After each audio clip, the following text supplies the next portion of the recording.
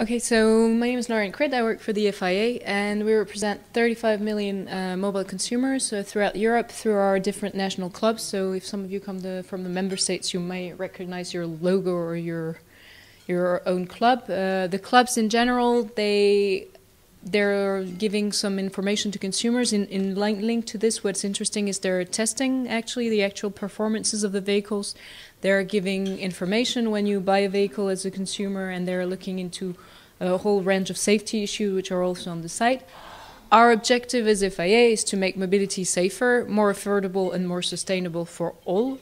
So that's where we kick in terms of the CO2 debate. That's what's interesting for us, making mobility not only sustainable but also affordable. So these are our two key messages.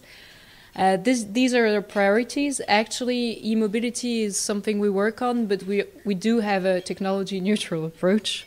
We inform consumers before they make their choice. Electric mobility is one way of potentially leading to low-carbon transport. Not the only one. What we do on electric vehicles is testing them to see the range, which is one of the key issues.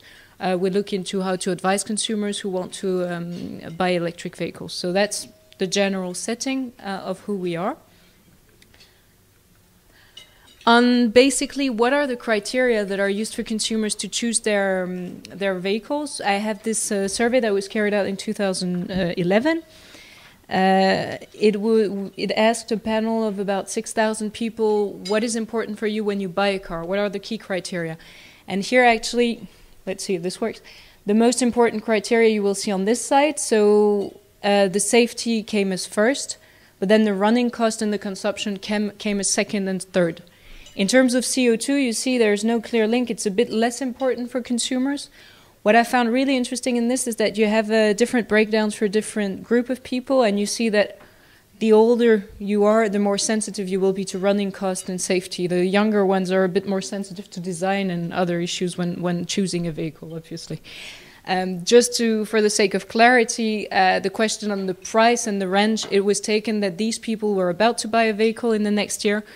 They had a clear view of what budget they had and what type of vehicle they had. So that's why it didn't come into the question. It was really, given your range and what you will choose, what are the criteria that will make you change your mind or not. So consumption and running costs coming second and third, that means price is definitely a key issue, and running costs are a key issue for consumers, which is why we feel this regulation is a good one.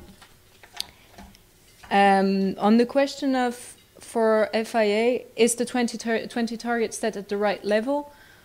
For cars, we think 95 is a realistic target. It's largely achievable also with a conventional engine, so there's no need to invest massively in new technologies. We believe the technology costs are limited.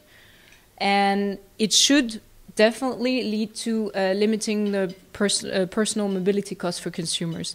And that's where I'll come back a little bit afterwards on what it really means in terms of 95 grams should limit the consumption, should lead to a payback period of 2 years for the technology if it costs 1,000 euros. The question is, does it really do that?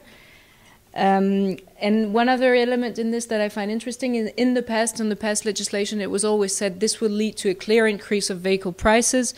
If you look at the trends, the vehicle prices have constantly decreased, and despite all these improvements, so we don't believe that it's as high as often claimed by the industry as a cost to comply with the regulation. So another question for us, which is crucial, is will the 95 gram be effectively delivered by the 95 targets? Sorry, seemed to be a bit too close. Sorry for those I woke up. So from our perspective, the super credits should not be prolonged. We don't feel that it's the right system to incentivize a better energy efficient vehicle. We feel that the cross-subsidization between heavy polluter and less polluter is not necessarily the right way of encouraging low-carbon technologies. We think, as we said, that in terms of technologies, the improvements of the conventional engines today are there. There's a way to tackle thermal losses. There's a lot that could be done in terms of weight optimization as well, without jeopardizing the safety, which is one of our key concerns as well. Aerodynamics, lower resistance, rolling resistance is something that are measures that could be grasped actually today. So we do welcome the proposal from the Commission to adjust the slope coefficient, because we think it's only fair that the heavier vehicle would have slightly more stringent CO2 targets. And on the longer term, not necessarily on this, we feel that the fact that the weight is the only criteria to be taken into account in setting the target should be revised, because there are clear trends into having heavier and heavier vehicles, which potentially are linked to this system, maybe not only, but mainly linked to this system. So that's another one where I would join Greg in that.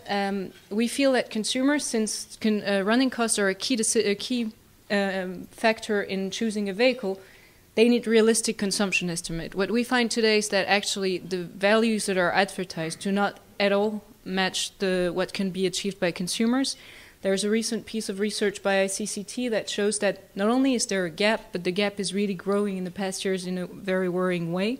And it took as a basis a number of data only for Germany, because they have a system whereby consumers will I think they have 12,000 consumers writing down how much they consume effectively on which model.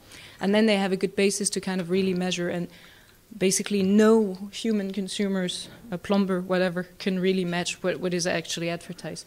That's a big issue for us,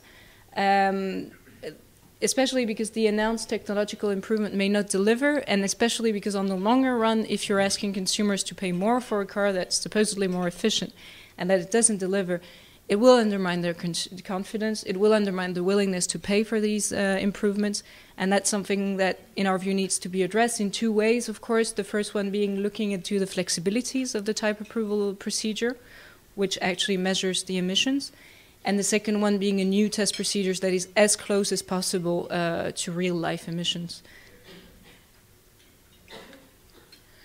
What do we do in addition to this? In addition to this, we're convinced that consumers can do a lot to actually improve the efficiency. However, we don't wish to see, it's been often argued that it should be an integrated approach. We do believe that consumers have a role to play. We help them also. We encourage eco-driving, encourage a number of technologies to ease congestion and avoid the unnecessary losses. We are calling for an effective labeling that is easy enough for consumers to choose the best of the class in their category of choice. But we believe that should come on top. That should come on top of the 95 and binding targets, because it is definitely something that can be done. It's harder to measure, it's harder to keep on the long term, and something on which obviously the clubs are working quite hard, and on which we will continue to push, also using the rally drivers, Formula One drivers that actually are in FIA, which is for the wider public something that is quite efficient from our side. That's it, I think. I hope I kept the timing as well.